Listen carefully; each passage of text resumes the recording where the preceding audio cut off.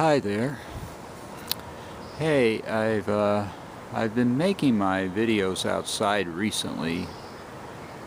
Well, one problem I think with making them inside is that sometimes when you think that you're getting a widescreen look on what you're filming, you'll film it, and then when you play it back, you'll see that the camera actually turned at 90 degrees and you got a narrow picture, which is generally pretty inferior. I think maybe that doesn't happen outside because there's more light and the camera likes it better. I mean light from the sun. Right now it's pretty early, the sun isn't completely up, but it's getting there. My idea in this video, if you watch prior videos, I've been talking about leaving my tongue out for some period of time. That's partially to cool it down because it gets hot inside the mouth, and it's also to let it stretch a bit rather than scrunching up. And just for variety, it just feels different physically to have your tongue out than to have it in. And I even do that when I'm out and about, like if I go to a performance, sometimes while I'm sitting watching. Well, I'll just put my tongue out for a bit, for those reasons that I just mentioned. But I was also playing with talking with my tongue out, and I can tell you it makes for a rather garbled sound, but it's kind of fun. I thought I'd do it for you and let you hear it. And you may say, well, I can't understand what he's saying, so what's the use of it? Well, my thought is that with time, if I do it more, I'll get better at it. And I think in getting better at it, my tongue will become more,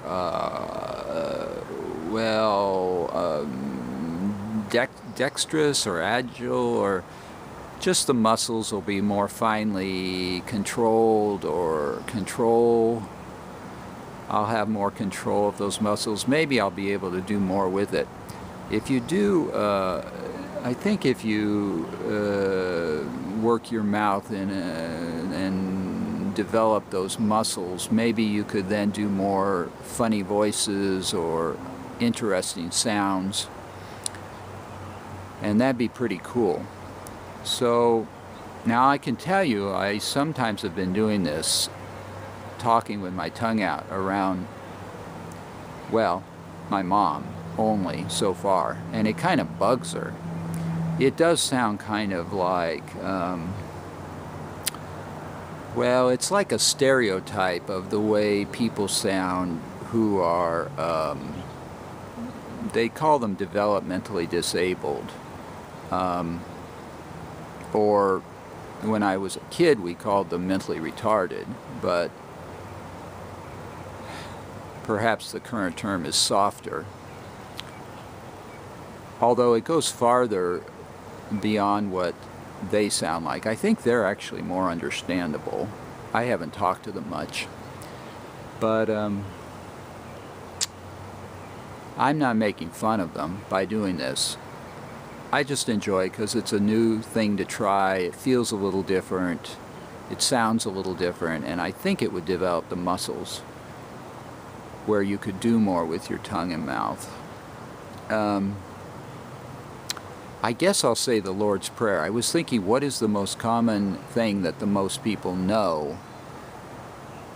And that seems like the thing. It was between the Lord's Prayer and the Pledge of Allegiance, so I'll try it with the Lord's Prayer.